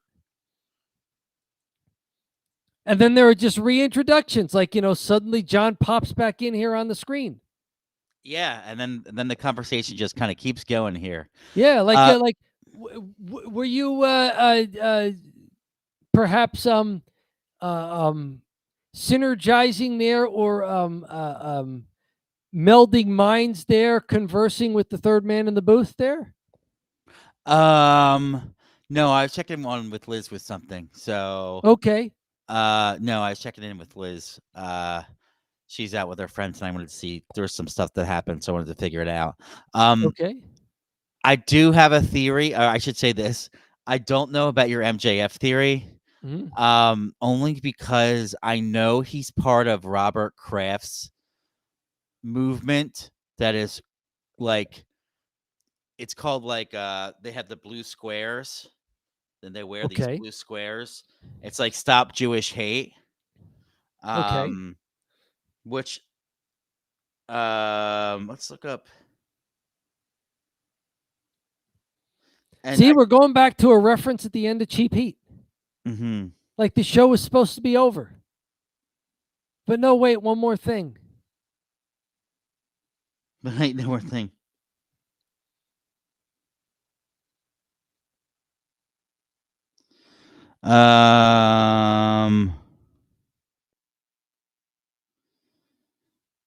So there What is do you one. got for us? Do do do do do do do do do do do do. All right. That's all we can play. If we sing any more of the song, we have to pay for it. Krusty the Clown reference there from the Simpsons. Yeah, that's it. That's all I can figure out. So I'm not sure I have any more than that. So, you know, as we're winding down here the Italian Goodbye, we hit 300,000 viewers. We have over 600 subscribers. We're up to about 609 now. So over 600 subscribers. Very good. We have 2 videos, one about Nia Jax. I think that one hasn't done. We'll see. Maybe it'll pick up a little bit after tonight. 610 subscribers here. And I believe the man with 3 H's is one of those 610. Thank you. Oh, that's right. The man with 3 H's is one of the 10. Yeah. One of the 610. We got one tonight from the man with 3 H's, which, quite frankly, one of the greatest chatters ever. We've had some good ones, but the bar has been set. The man. The bar has been set when he said, he came in and he said, I said, oh, he says, I have reciprocated by liking and subscribing. There you go. All I said was SmackDown was really good. We enjoyed it. Hey, can you subscribe? That was just unbelievable. All for it. So anyways, how's about we I think it's time to hit the whole dusty road here. Dom, I don't see. It is. We have we'll be back next Friday for SmackDown. And then the week after that is, you know, the next premium live event runs up into us very quickly. It'll be Clash at the Castle on June 15th. So we will probably hold off live streaming on the Friday the 14th and save it for the 15th. But look for us again next Friday. If you're in the chat, leave us a chat. If you're watching the replay and the archives over on YouTube, leave us a comment. What did you think of the show tonight? Not only us on Don't Bury the Lead, but SmackDown if you watched it. Did we miss anything that you wanted us to get to in Cheap Heat? Did we gloss over anything from the SmackDown episode that we just reviewed here that you want us to say more? Do you disagree with us on some of our analysis and our our takeaways from the show. Get us there. I mean, keep it to the kind of thing that will not get a strike from YouTube, because it's YouTube. They got their rules and whatever. So nothing that'll get us flagged. But let us have it. Good, bad, or indifferent. Let us have it. And of course, subscribe. It helps us out. And you also get notified if you'd like when we do things like go live, or when John drops another well-produced shorter video, or one of the shorts that go under 60 seconds there. You get to hear about it first. You don't have to go searching for it. We come to you. All right, Dom. That's our promise. That's our promise. Thanks so much, Dom. Always great that you jumped on. Great to be back on the saddle on Friday night. Thanks for all you that watched and listened. And have a great rest of your evening.